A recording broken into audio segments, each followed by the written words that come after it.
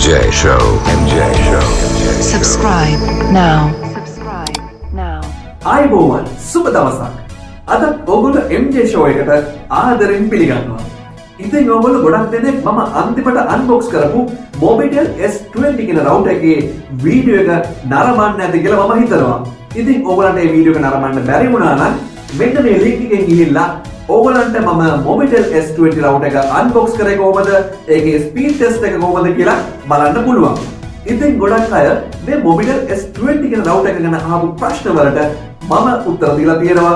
ගොඩක් අයට ගැටලුවක් වුණේ මේ Mobitel සමාගමෙන් අලුතෙන් රිලීස් කරපු ZLT S20 කියන router එකයි මම කලින් unbox වීඩියෝ එකක් කරපු ZLT S10 කියන router එකයි අතර තියෙන වෙනස දැනගන්න. ඉතින් ඔයාලට මම කලින්ම වීඩියෝ එකක් කරපු මේ ZLT S10 කියන router එක ගැන වීඩියෝ එක නරඹන්න බැරි වුණා නම් මෙන්න මේ link එකෙන් ඒ වීඩියෝ එක නරඹන්න පුළුවන්. ඉතින් මේ වගේ වැදගත් වීඩියෝස් ඔයාලට නරඹන්න අවශ්‍ය නම් MJ Show YouTube channel එක subscribe කරන්න. ඒ වගේම මේ වීඩියෝ එක ඔයාලට වැදගත් වුණා නම් share කරන්න අමතක කරන්න එපා. ගොඩක් අය මෙන්න මේ routers දෙක ගැන විස්තර අහපු නිසා මට හිතුණා මේ routers දෙකේ speed test එකක් ඔයගොල්ලන්ට පෙන්නන්න. ගොඩක් අයට ගැටලුවක් වෙලා තිබුණේ speed එක තමයි. හරි, අපි දැන් බලන්න යන්නේ Mobitel සමාගමෙන් රිලීස් කරපු ZLT S10 කියන router එකේ ZLT S20 කියන router එකේ ස්පීඩ් එකේ වෙනස.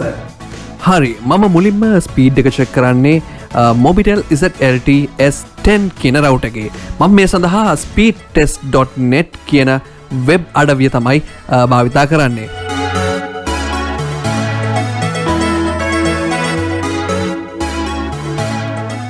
මම S10 router එක දැන් කනෙක්ට් කරලා තියෙන්නේ Wifi හරහා. මට දැන් පින් එක 18ක් කියලා පෙන්නනවා. ඩවුන්ලෝඩ් ස්පීඩ් එකත් සාමාන්‍යයෙන් 19කට ආසන්න ගානකට පෙන්නනවා.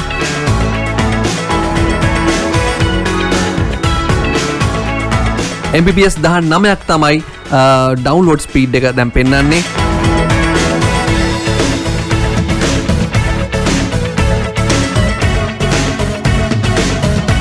අප්ලෝඩ් ස්පීඩ් එකත් ඒ හා සමානව 20ක් කියලා පෙන්නනවා මෙගාබයිට් per second. Mbps 20ක් කියලා තමයි පෙන්නන්නේ.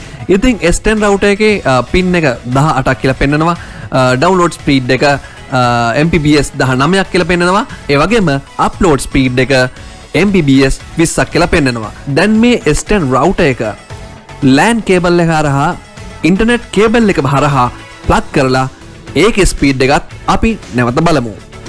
හරි, මම කේබල් එක කනෙක්ට් කරා. අපි දැන් බලමු කේබල් එක හරහා එන ඉන්ටර්නෙට් ස්පීඩ් එක.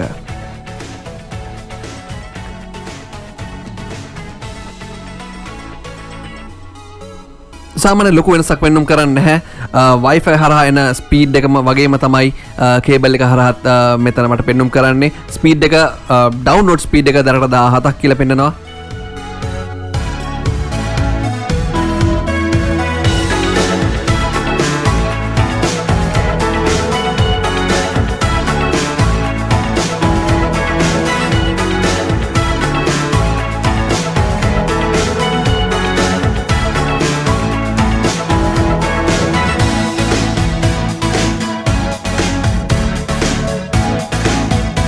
පින් එක 18ක් කියලා පෙන්නනවා.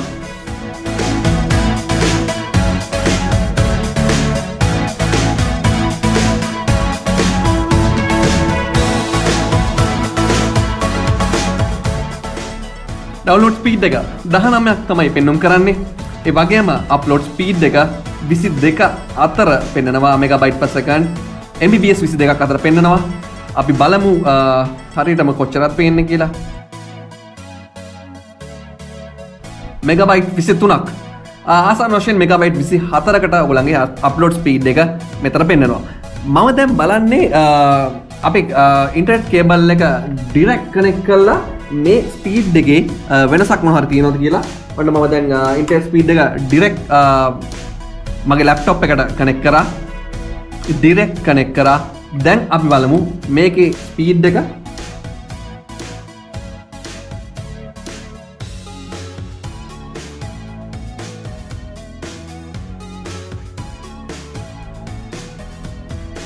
සෑහෙන ලොකු වෙනසක් පෙන්වන්න කරනවා.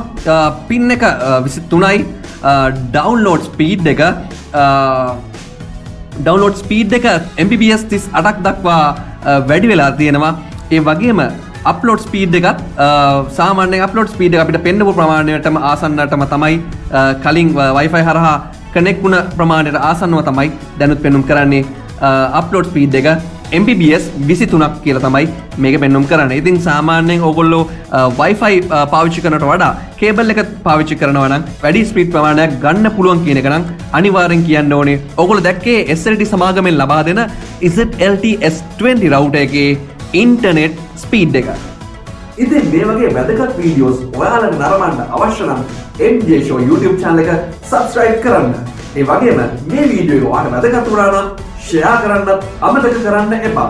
එහෙනම් තවත් දවසක මේ වගේ අලුත් වීඩියෝ එකකින් නැවත හමු වෙමු. ජය වේවා.